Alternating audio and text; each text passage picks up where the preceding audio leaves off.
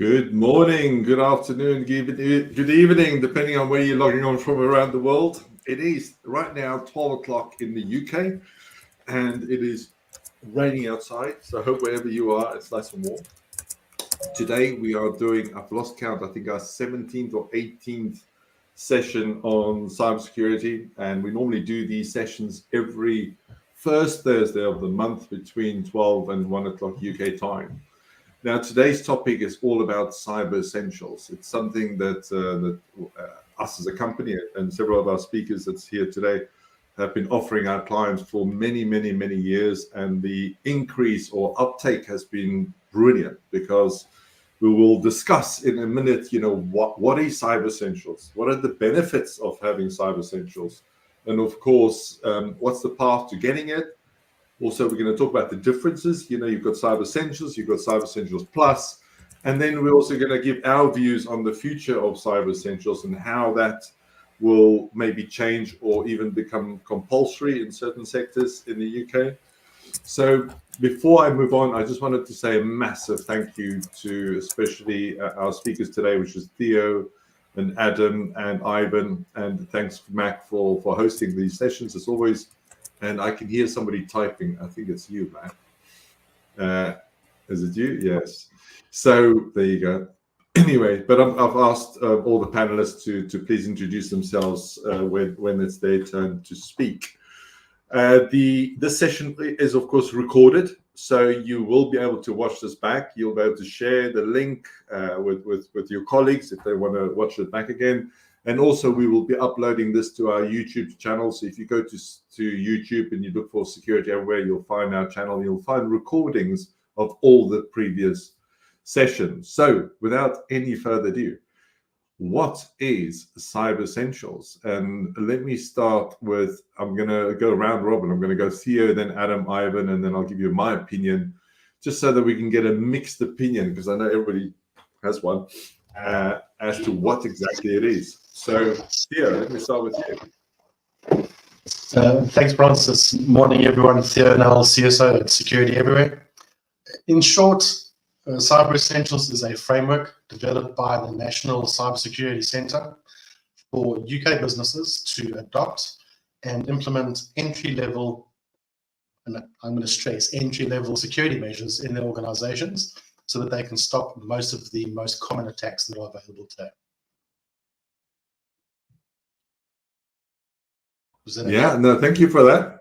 Yeah, short and sweet, as I say. Adam? Hello, yeah, so I'll start then by introducing myself. So I'm Adam Hilton, work for CyberSmart, and just about myself. So I've been an assessor of Cyber Essentials Plus for CyberSmart, but also a security consultant. And my background, though, is in policing. So 15 years as a police officer, latterly as a detective sergeant leading the cybercrime team. So I've got the unique perspective of seeing cybercrime from victims, criminals, but also businesses and individuals as well. So that's a little bit about me. CyberSmart is, as you very well know, the leading provider of Cyber Essentials in the UK. In terms of Cyber Essentials itself, though, I would really describe it as the basics, the fundamental. It's the first step in your cybersecurity journey. Once you've got the basic technical controls in place that Cyber Essentials requires, and as well the people and the processes, that puts you in a good position to understand what cybersecurity means for you and for your business. So it really is, as you've highlighted, the first step in a cybersecurity journey. Thank you very much, Adam. Ivan? Good morning. Thank you, Francis. My name is Ivan Yordanov. I am the director of GoLive UK. Friends know me as Ivan the Great, and clients know me as Ivan the Cyber Warrior, because I'm so passionate about cybersecurity. Saying that, I'm a certified ethical hacker, and I've been in the business of cybersecurity for more than 20 years. So to me, what the Cyber Essential is actually a good night's sleep to the shareholders and to the directors. And very often they come to us and they say, can you give me a baseline of my cybersecurity? Because now and then we're getting attacks, and now and then we don't know how to deal with this. So I always advise them to get Cyber Essentials, because to me, This is the best government-supported baseline report for the cybersecurity for the companies that will give the directors and the shareholders a good night's sleep. Yeah, especially the likes of Theo. You only had 4.5 hours sleep last night, and we have Cyber Essentials Plus, so I don't know what your problem is with Theo. I'll tell you my version. Thank you, Ivan. One thing I forgot to mention is that if you have any question around today's topic, please post it in the chat, and we will pick that up, and we'll Mac is managing it for us, so we'll be able to answer any question that you may have, and we'll answer it to the best of our ability. My version of Cyber Essentials is very simple. I mean, I know we've got listeners from all over the world, but in the UK, every year you take your car for an MOT, so that the garage can actually check that your wheels are still going in the right direction, your locks are working, and your brakes are working, and the lights are working. So the similar logic applies for a business. So if a business wants to make sure that they've got the right things in place, and we run those checks once a year, and then you've got two strict people like Adam and Ivan to make sure that the answers that you give to the questionnaire is actually truthful. Because believe me, I'm just going to put it out there. Some people who do Cyber Essentials, they fill the questionnaire in, and may I say, it's not always 100% accurate, and that's a problem, because if you were lying about the state of your car to the insurance company, and you have an accident, they will not pay out the insurance on the car, and especially if you've got life cover, it won't end well. And I think the same logic applies here, and I urge people that when you are going to do Cyber Essentials, take the information that you're putting down very, very seriously, because you want to make sure that whatever you put down is actually in place in your business. Why? Because then everybody wins.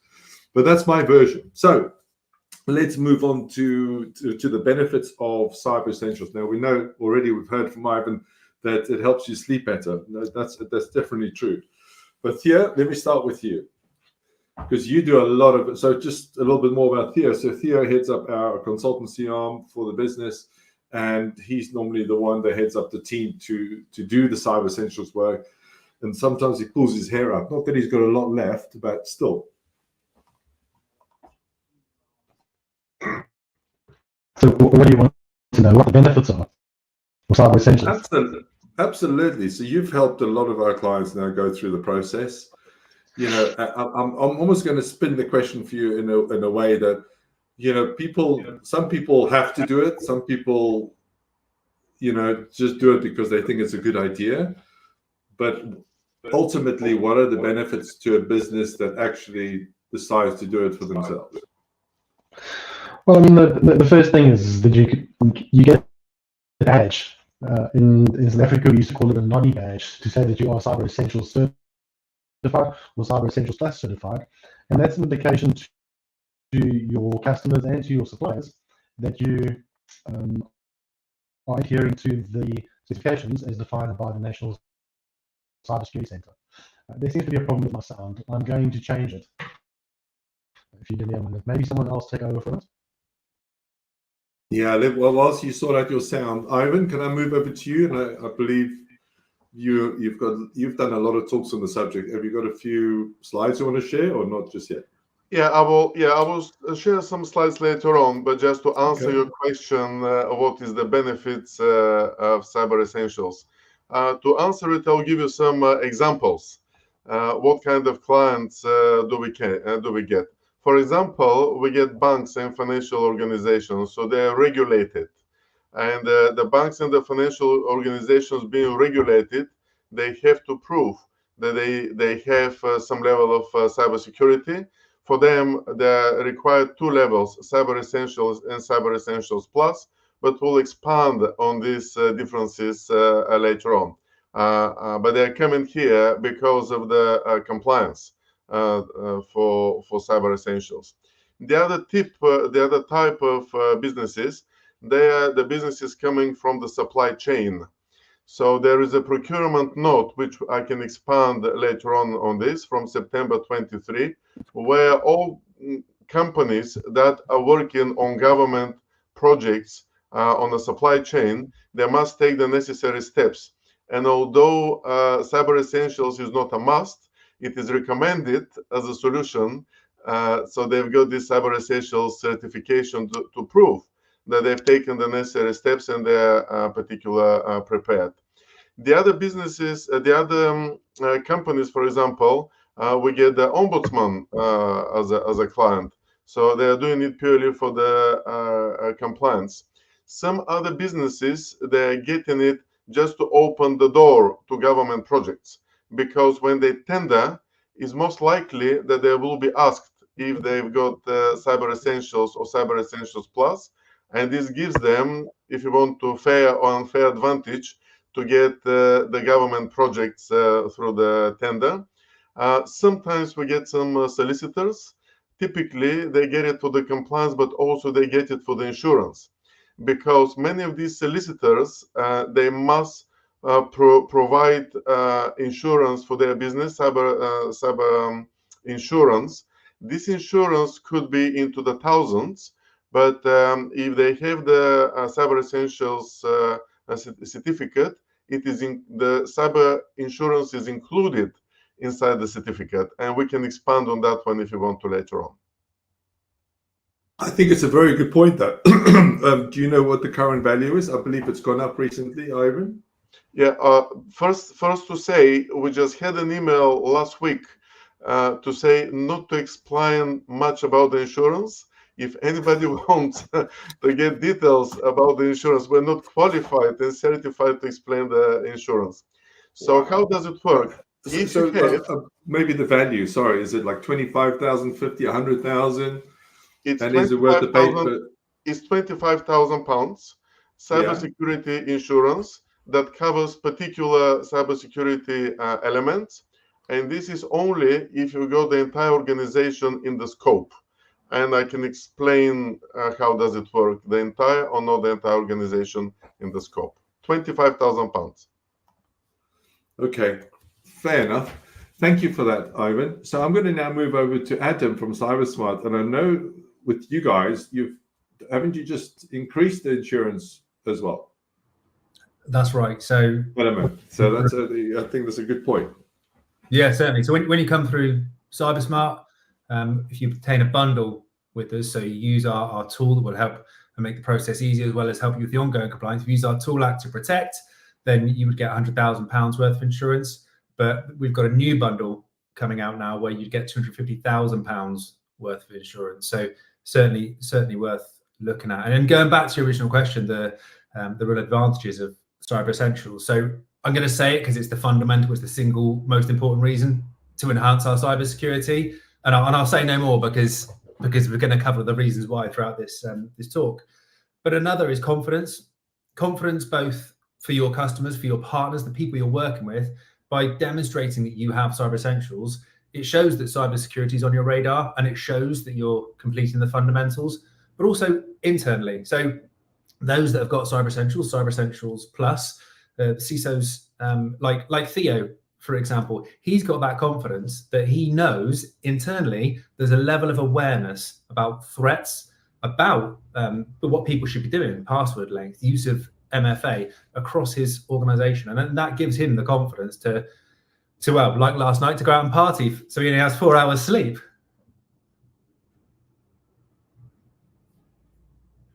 It wasn't quite a party. It was my sound either. Try again. Not good. There's not much I can do. I'm struggling with the technology that I've got in my hand. That's really odd, isn't it? Because obviously I'm sitting in the office right next to you and mine is working fine. Maybe it's the operator. That wasn't my strategy. It's the technology I'm working with anyway. Yeah, I think Theo on the other system you use. So no idea what's causing a problem. But let me move on, because I just wanted to just stay on the benefits a little bit longer. And what I'm finding is that we do a lot of work again in the recruitment sector, and a lot of the recruitment companies come to us because they've got to get onto some framework, and they're almost doing it, reluctantly. But once they've done it, they go, okay, this is good, because then of course they can use the logo on the bottom of their signatures. Like you said, Adam, it just proves to their customers and their supply chain that they're actually starting to take it very seriously. But then on the other hand, Theo, is it better? Theo, you're on, because my face apparently wasn't lighting up properly. But Theo, do you want to just try? Testing 1, 2. Yeah, testing 1, 2. Is that better? You're muted. So in your view, what are the benefits? Because like I said, you've done a lot of these, Theo. So can you tell us firsthand, why should a company even spend the time and the money to do this?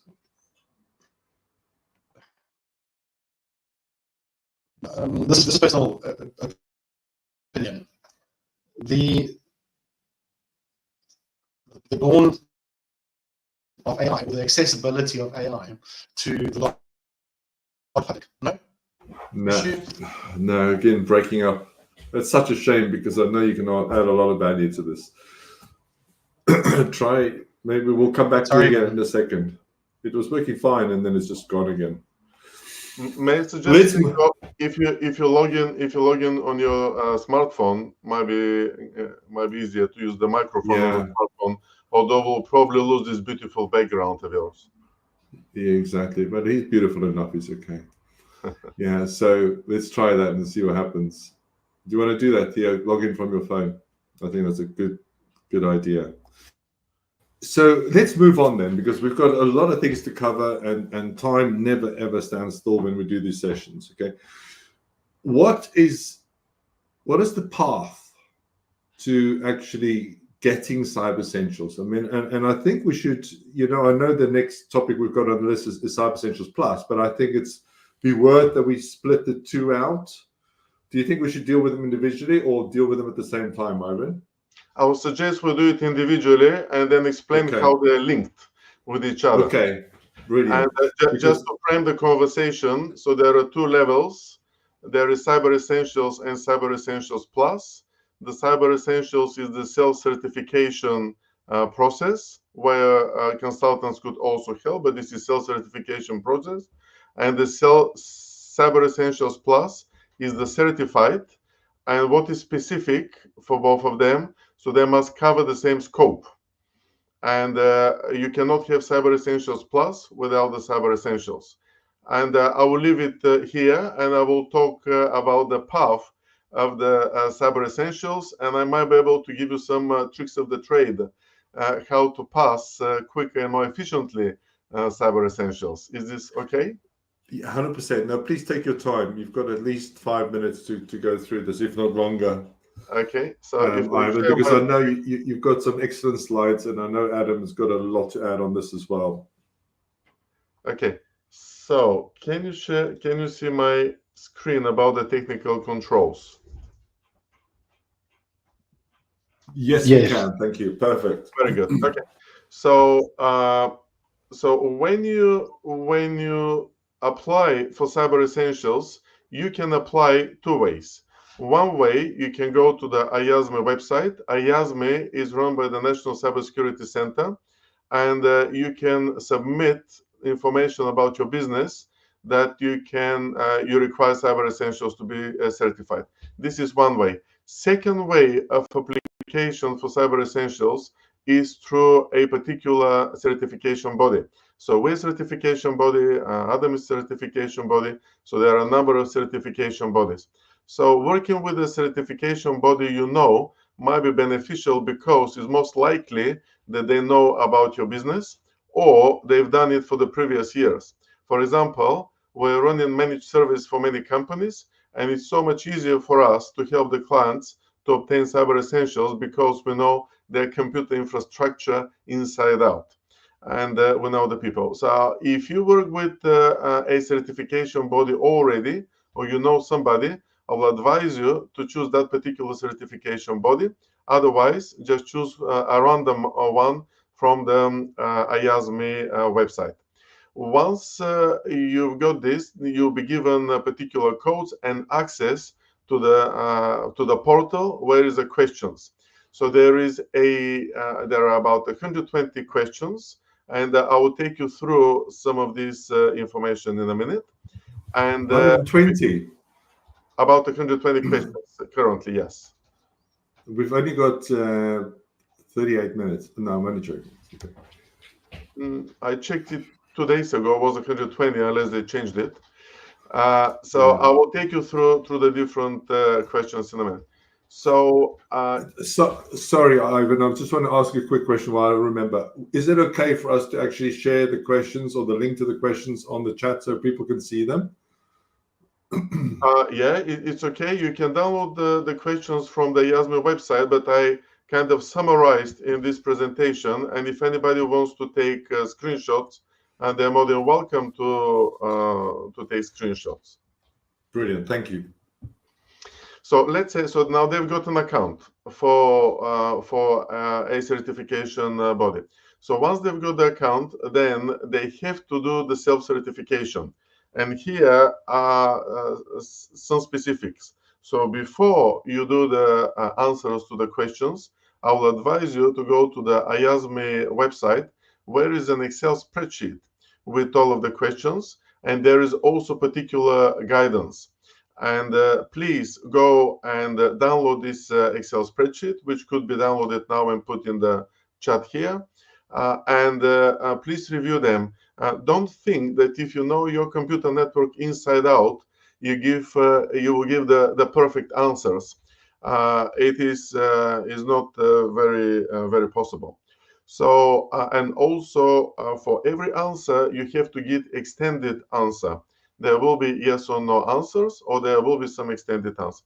So initially you need to define the scope. So it is very important to define the scope, because it usually includes the whole organization, but it might happen that your organization is spread geographically, or it might happen that your organization is spread in different departments and different places. So I will advise you to include the whole organization, but if you didn't include the whole organization, you will not be able to get the standard cybersecurity insurance. So you have to ask other organizations like Adams if they can cover you with cybersecurity insurance if you are not the entire organization. So there are 5 controls. There are firewall, security configuration, security update management, user access control, and malware protection. So in the next 4.5 hours now, I will go through this and I will explain in details.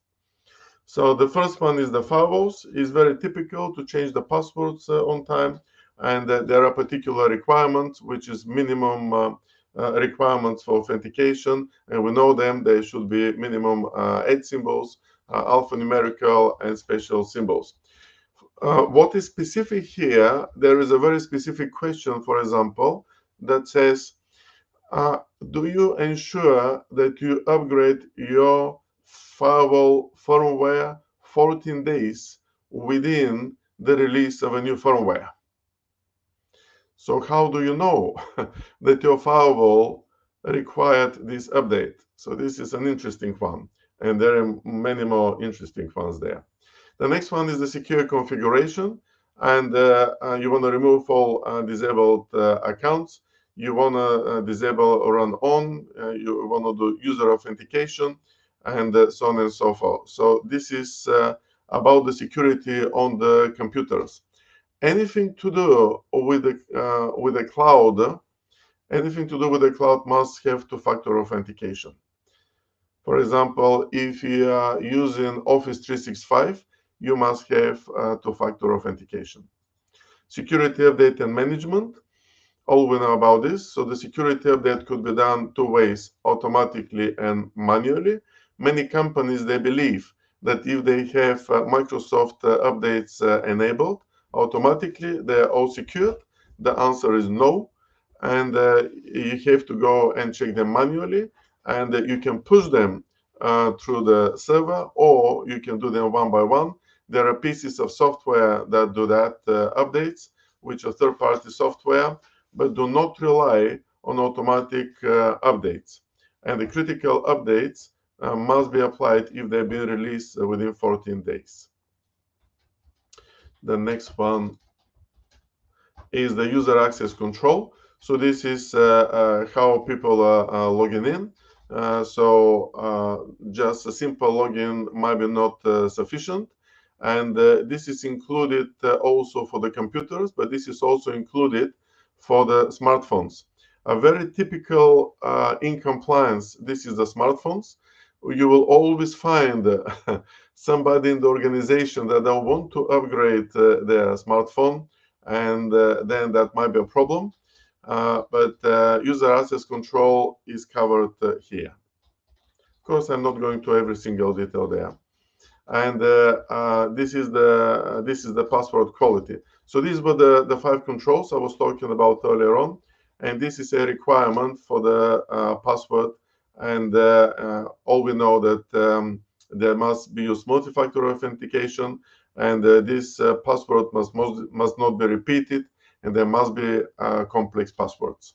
So I will leave it here. If anybody else wants to add to the basics of the certification of Cyber Essentials. By the way, I get this question all the time: when do I get the certificate?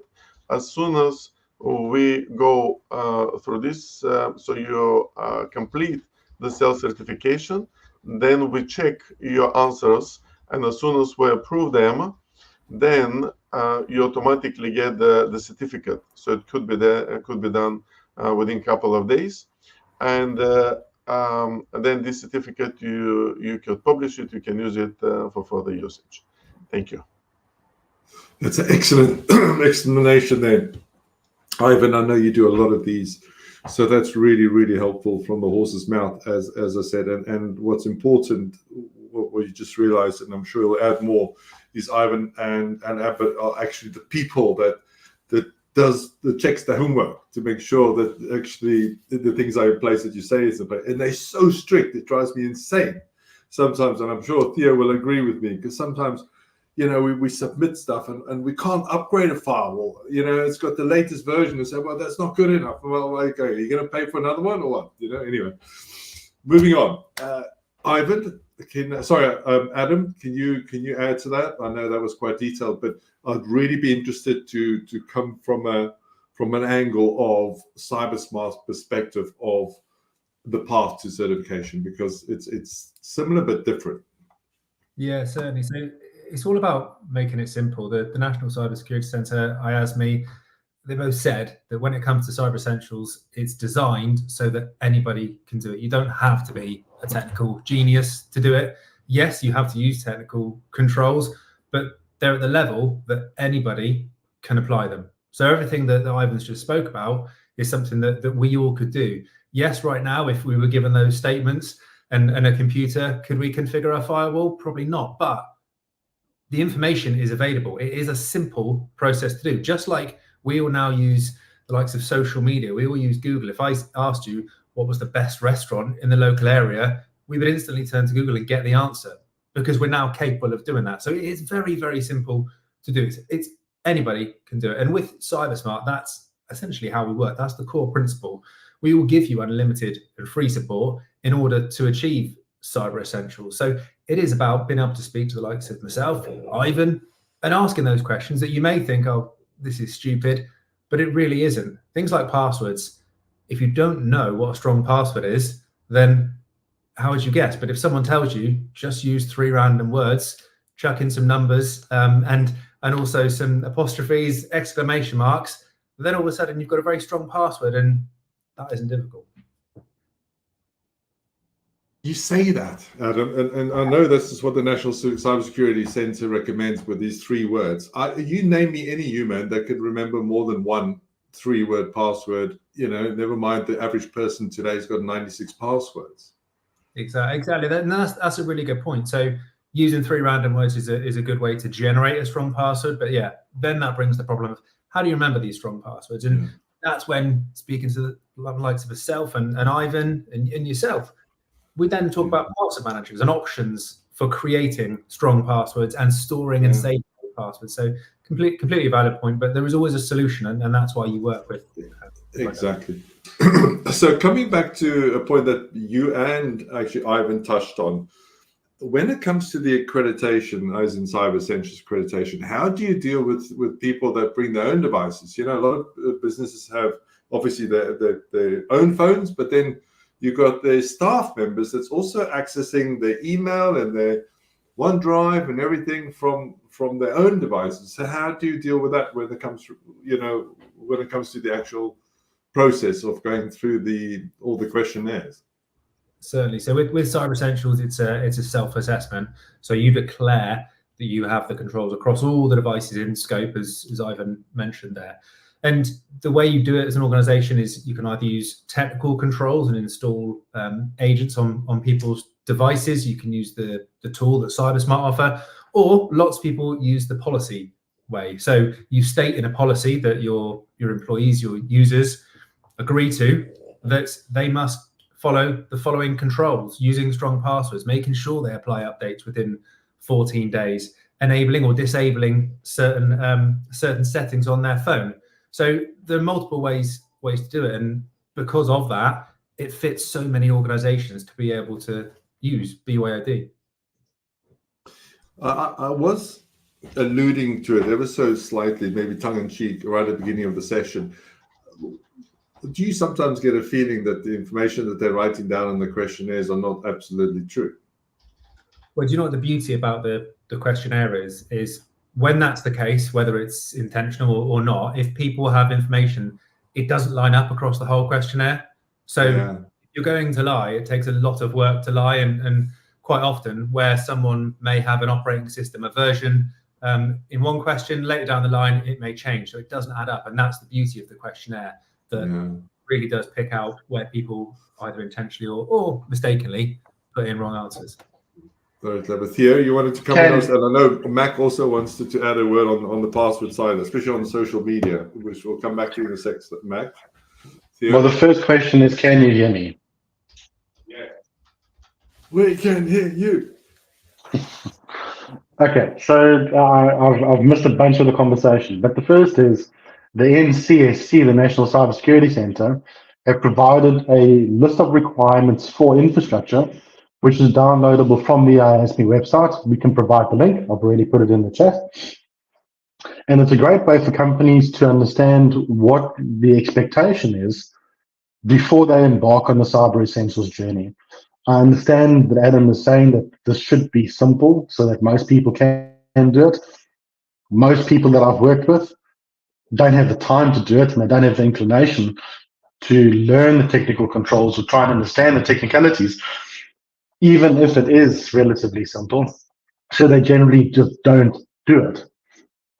The requirements document will give them great guidance on what is expected, and then they can engage with companies like Ivan's or with CyberSmart or with us or other providers in the marketplace to help them implement those technical controls. Then managed service providers should be doing these things for them if they are doing the work correctly. But as we've also seen, most managed service providers or IT companies in the market don't understand the requirements for Cyber Essentials. They don't implement security. And the disconnect comes in where if a breach does occur, and this is what I've seen so many times, the end customer says to me, but our IT company is supposed to have sorted that out. Only to realize that the IT company didn't know how to sort it out because they had not focused on cybersecurity, and as an example, not adhering to something like Cyber Essentials. So please have a look at the requirements for infrastructure document. It's detailed, and it helps you through the process of embarking on the Cyber Essentials. When you do start answering that questionnaire, and there's a toolkit as well that you can, I've given a link for it as well, that you can use on the ISB website, that you can go and check your readiness. When you do start answering those questions, you will quickly see that there are certain things that you might get caught out on. So Adam mentioned operating system version or software versions or browser versions. If you make a mistake in one area, it's going to catch you in the next one. I've also seen that Cyber Essentials, the process that we've been through, even with CyberSmart, is that the eyes over that process, over that Cyber Essentials report submission process, are becoming a lot more detailed, and they are scrutinizing a lot more carefully to make sure that people are actually adhering to what it is that they're saying that they are adhering to within the Cyber Essentials question set in the self-assessment. So although it says self-assessment, if CyberSmart isn't doing it for you, I can promise you IASME is going to say to you, okay, you've told us this, why have you told us this?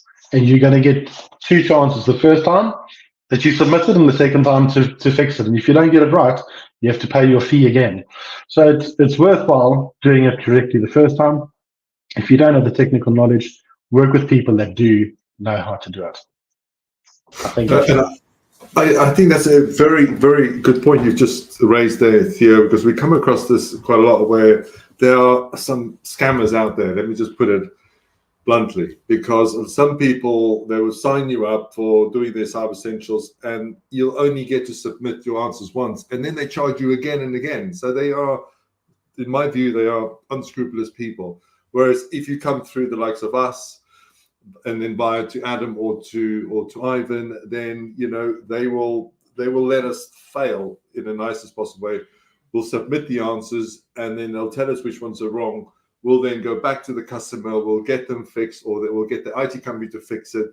Then we'll resubmit, and sometimes that could be 2 or 3 times or 4 times, depending on the scope of works. And then only when it's 100% correct will they then pass the accreditation, which I think is great. But at least you won't get caught out. And I just wanted to flag that. Mac, can I come back to you quickly just regarding, you wanted to make a point around social media accounts and passwords? Because I think, before you answer, I just had another idea. I wish they would make social media accounts part of the scope of Cyber Essentials. I think that's one of the biggest issues that I've seen, because over 5 to 7 years working with LinkedIn clients, well over 1,000 now. One of the common questions, just from a security perspective, that I ask is, your LinkedIn password, is it different to your other social media accounts? And guess how many people have said yes to that question? Maybe 1%. Since 2011, I've had one person come to me and tell me their LinkedIn password is different to what they use on all the other social media accounts. And it's almost like people have this in a category of social media. I remember that password and that's it. And the number of people that I've seen that don't have any of these Cyber Essential basics in place, and things like the malware attacks, as an example, they don't even realize it happens because it's not an instantaneous thing. And then because they use that on every other social media, all people have to do is steal your password once, and then they go to the bottom of your website, they see all your social links, and they log into every single one of those, they hack those and send out messages to all of your followers, and your reputation is done. And you're done. Yeah. And losing access. We've got one client now, he's been fighting 7 months to get back his Facebook account back, purely because he had the same password as his Facebook on all his other socials. But when he chose LinkedIn and we started working with him, the first thing we did was change his LinkedIn password. So that's the one account that's been secure the whole way through. But yeah, this stuff is so important, and not choosing an IT person that isn't familiar with all of this stuff. It's worth taking that extra bit of risk, because otherwise you lose everything. Mac, thank you. That's such a good point you've raised there on social media accounts, but you've just made me think of 2 other points, okay? Now, of course, I've got to remember them. Number one, I'm sure the panel will agree with me on this. Even if you don't have to do Cyber Essentials or you don't feel inclined, there's nothing stopping you from downloading, the things we've shared, the questionnaire, and work through that. Why? Because then, excuse me, because then at least you're in a good place that if you then later on want to do Cyber Essentials, you've already done the hard work. And of course, from a personal perspective, it means to yourself, never mind, remembering about sleep, that you've taken every action possible to improve your own security posture in your business and, of course, protecting your clients' data. The second thing I'm going to urge you to do, doesn't matter what size company you are, even if you're one-man band or 5 or 10 or 50 or 500 people, make sure that the IT company that you engage with at least have Cyber Essentials, if not better, Cyber Essentials Plus. We've seen, and I think, Adam, you're going to vouch with me on this. We work with a lot of companies out there, and we see some IT companies selling Cyber Essentials, and they're not even Cyber Essentials accredited themselves. I'm like, are you for real? Anyway, I'm watching the time. I told you the time was going to go quick. We've got 17 minutes left, and we still need to cover some key areas. Plus, I've written down another 6-7 questions that I wanted to ask the panel. So we really want to focus on what's the difference between Cyber Essentials and Cyber Essentials Plus, because you've heard a lot about Cyber Essentials now, and I think Theo can tell us a lot about Plus from a personal perspective, because we did ours about a year ago and we're just about to renew it. And then we want to finish off with the future of Cyber Essentials. And again, if I can remind everybody on the session, please post your questions. But again, even if the session has stopped, you'll be able to, if you watch it back, we can see we're monitoring the comments on the session. So if you post a question, maybe a day, a month, a year later, we will still answer your questions all the time. So let me go back to Theo.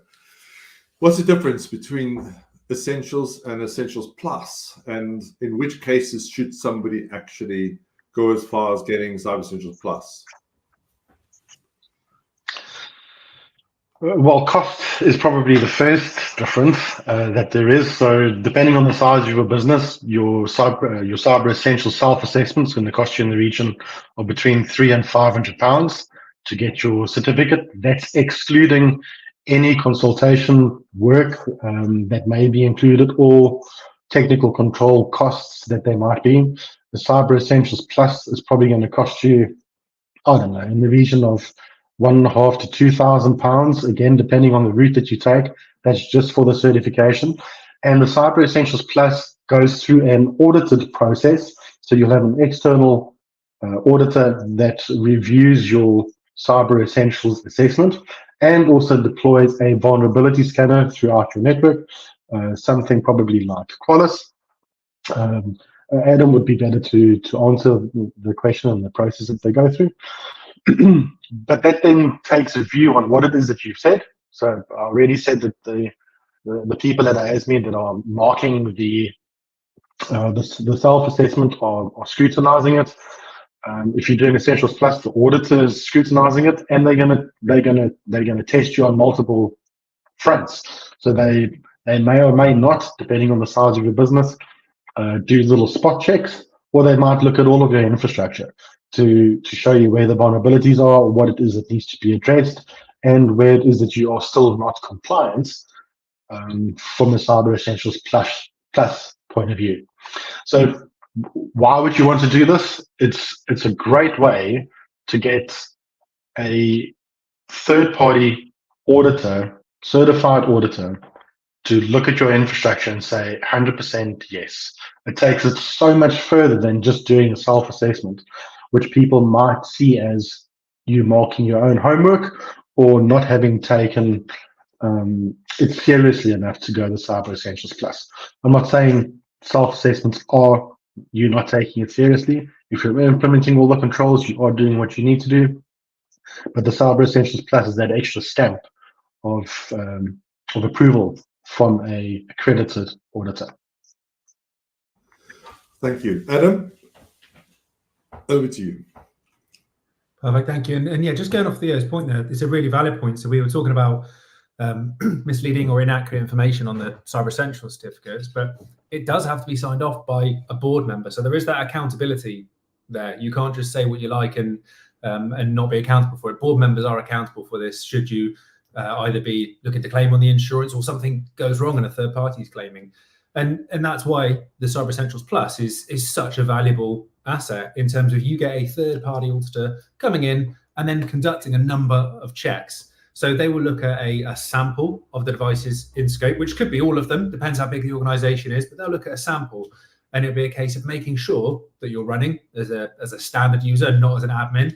And Theo mentioned Qualys there. So IASME, your Cyber Essentials standards, dictates what scanning tools are to be used, and CyberSmart, we use Qualys as one of the tools.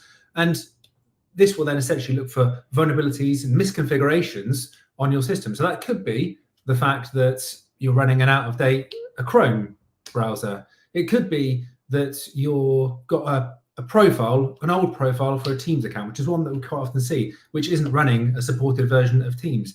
Those are both vulnerabilities that would need to be addressed within 14 days if they're critical or high.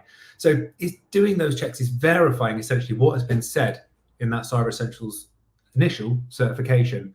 And it's got the stamp of CyberSmart or whatever company it may be on it to say, we have checked these controls and this organization is compliant, is meeting the standard. Thank you. Ivan? Yeah, the biggest roadblock and a problem for Cyber Essentials Plus we face is with the timing, because they very often the 3 months of timing is not enough. It sounds like a lot of time to do it, but we come across that is not, because you will always find a computer or a person that will need additional view or review.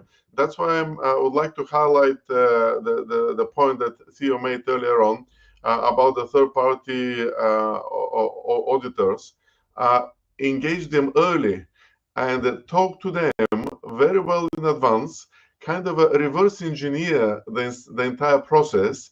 And when you feel that you are ready for the certification, then click the clock for the 3 months, because the 3 months will fly very, very quickly, and you don't want to pay again for the Cyber Essentials Plus. Thank you very much, Ivan. You know, we went through the Cyber Essentials Plus, and I'm not going to lie to you, it was painful. And that was with Theo managing the process. How long did it take you? I mean, almost full time to do it. And we'd like to consider that our stuff is, you know, very much at the top of the best. Well, when I started, my hair was brown. It was a brown. Now it's grey. No, it probably took us a full month, but that was because of the complexity in how we utilize the cloud. And the number of cloud services that we do use. So out of interest, and you mentioned it earlier, that you want to see social media accounts included in Cyber Essentials. All cloud platforms that you're using for business are included as part of the certification scope. So, and Ivan already said you require multi-factor authentication, but I want to clarify, you need multi-factor authentication for standard users and for administrative level users. It used to be only administrative level users. Now it is for any user. So where we had 60 cloud platforms, I've just worked with the client who has got 167 cloud platforms that they need to take through the process of making sure that they adhere to Cyber Essentials best practices, multi-factor authentication across all accounts. Most people don't even think that they've got that size of a cloud estate. It might not be your own private or public cloud portion that you're using in an AWS or an Azure. But man, when you wipe your eyes, you find that you're sitting with 60 to 160 different cloud platforms that your organization is using. So it took us a little bit of time, but it was well worth it to make sure that those things were in place. Yeah, I think it was well worth it, you know, and now that we've been through the process ourselves, that's why, you know, I can see the massive difference because I personally have helped a lot of people through the Cyber Essentials accreditation, and I quite enjoy it. But it's just that's another level. And people say to me a lot. They say, "Well, Francis, what do you think I should do? Should I do Cyber Essentials, Cyber Essentials Plus?" I say, "Well, it depends on what the requirement is. Really, it depends on whether you're dealing with a very large client that says you must have Cyber Essentials Plus. It depends on your own internal view on your level of cyber security, whether you want to go to the best or you just want to do a little bit. So it's driven by business requirement. Now we have all of 8 minutes left, and I want to move over to the final topic, and that's around the future of Cyber Essentials. But before I get there, I've got a number of questions for the panel. The first one is, what's the difference between Cyber Essentials and ISO 27001? And who would like to take that, Adam or Ivan? Yeah, I'm Go happy for to. Adam. So, Cyber Essentials and ISO 27001. Cyber Essentials is very much the foundation. So that is where I would suggest most people start. When you're looking at ISO 27001, that's more advanced, and that's more looking at policy, process, and ongoing. So with Cyber Essentials Plus, it's point in time. So you achieve that on the 1st of January, it's valid for the rest of the year. You should look to maintain ongoing compliance, but nobody's going to be doing a spot check. Whereas it comes with ISO 27001, then you have to make sure that you're documenting, you're evidencing that you're meeting the standard throughout the year. And there will be surveillance audits over a period of time as well.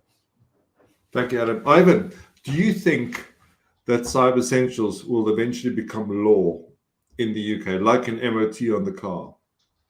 I actually spoke to a minister about this, and he said to me that it will be very long shot to become law because at the moment they don't have the power to enforce it. And that's the reason. And it's the same with GDPR. The GDPR is the law, but they just don't have the power to enforce it.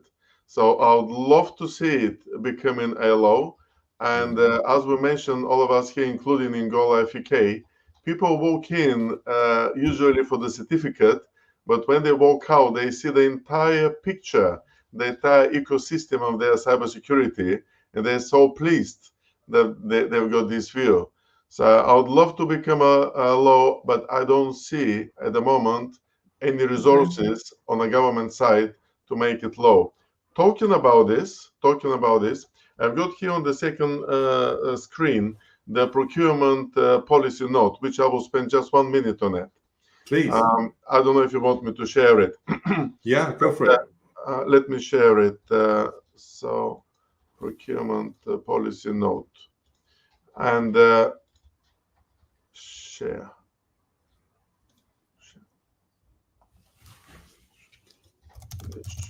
This share is stuck at the moment. Let's try again. Your screen has blocked. Okay, let's try again. If not, I will just read it. Okay, so this is the, no, it cannot share it at the moment. Anyway, so this is the procurement policy note from the September 23, and it is in force now to get, it is in force on the 1st of January 2024. So what it says that all companies that are related to the supply chain and any government work, so if you work with schools, if you work with the local council, if you work with the transport, if you work with the airports, if you work with the police, if you work with NHS, you must take steps towards checking and increasing your IT and cybersecurity. And it says here, all central government departments, the executive agencies, and not the departmental public bodies and NHS bodies should implement this procurement policy note as of 1st of January 24. And then it says, the fastest and most effective way to do this is Cyber Essentials certification. So that, did you share that? Can you put that link to the document? Yeah. No, but I mean, can you put it on the chat so we can share it with the listeners? I think that's such an important point. Yeah. Let's try to share the screen again. No. No, I mean, no, I'm talking about. Have you got access to the document online that you can maybe share? Yeah. Link, and then just post a link. I'm watching time here, Ivan. So I just want to pass back to Adam because he had a point on the point that you've just answered. Please, Adam, go ahead. Yeah, certainly. So, future of Cyber Essentials, 100% agree with Ivan. It's not ever going to become law. It's not going to be mandated. However, what we are seeing, so we've recently celebrated the 10-year anniversary of Cyber Essentials, and this month, the National Cyber Security Centre government have come out and said they're now working with banks. So the likes of TSB, Barclays, Santander, they've all come out and said they've looked at the success of other organisations. So, for example, St James's Place, which I won't go into now, but it's been hugely successful for them. So they've said when it comes to their own supply chain, they're going to be now looking at implementing their partners, suppliers, whoever it is working with them, having Cyber Essentials Plus. Now, because of the success we've seen with other organizations doing this, and undoubtedly the success we'll see in the financial industry, in my opinion, it's just a matter of time before other industries pick this up, and it's going to be mandated by the senior partner in these agreements. Yeah, you see, I feel the same because I think at some point the regulation, like we, and I like to use analogies, like we have, seatbelts in cars. Over time, it became law. This regulation has to become law because if you look at the amount of crime worldwide now, cybercrime makes up more than 50% of all crime in every country in the world. Never mind the UK. So the other quick question I have for you is. How many people in the UK as in businesses, bearing in mind there are 5.4, 5.5 small businesses in the UK at the moment, how many of them are actually accredited, either Ivan or Adam? And do you see a big rise? Do you know the answer?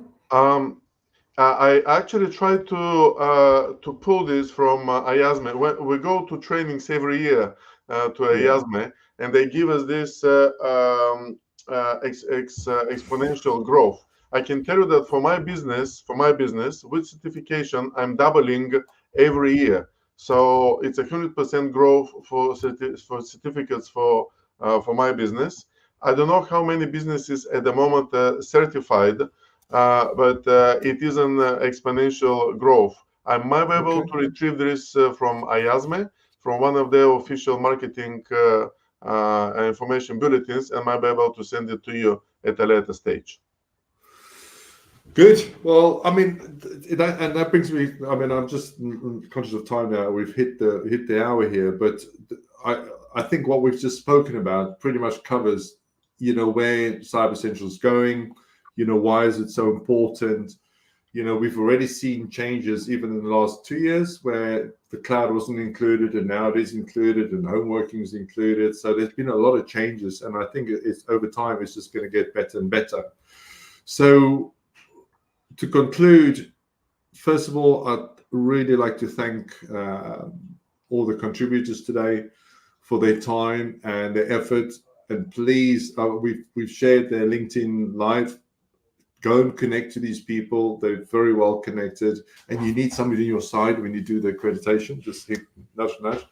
And otherwise, of course, you can come to us, and because we work with both parties and we can help you, assist you, or give you some advice on it.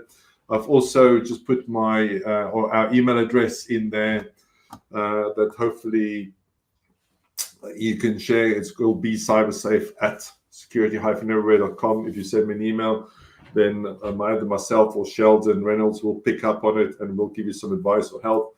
And then, of course, we'll point you to either Adam or Ivan. The other thing which I'd like to mention is a reminder that, every other previous session that we've ever done is available on the Security Everywhere LinkedIn page. So please go and follow us if you haven't done so already. Have a look at our YouTube page. And then the final thing I want to say is next week we are exhibiting at the business show at what's a place called? I can't remember now. In London. Jeez, I've just hit a blank. But the Excel Center. The Excel Center. Thank you. I knew somebody will remember.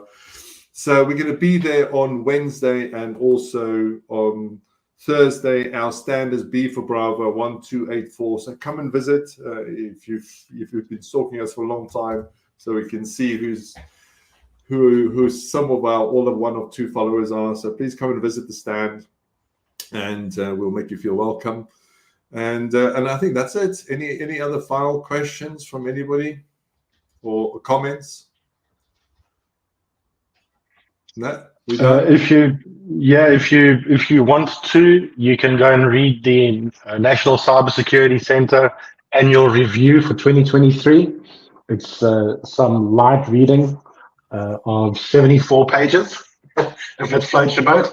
But that gives you an overview of what the cybersecurity and cyber essentials market looks like within the UK and what the trends and statistics are. So you asked the question, I'll give you a quick answer. 28,399 businesses have got cyber essentials, and 28,399.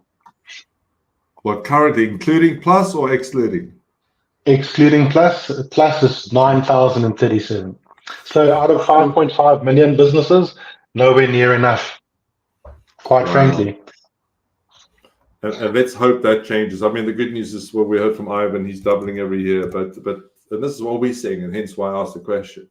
You know, people need to take this seriously. On that note, thank you very much for everybody's time. I wish you a lovely day and a safe day, and I'll see you next month. Take care. Bye-bye. Thank you.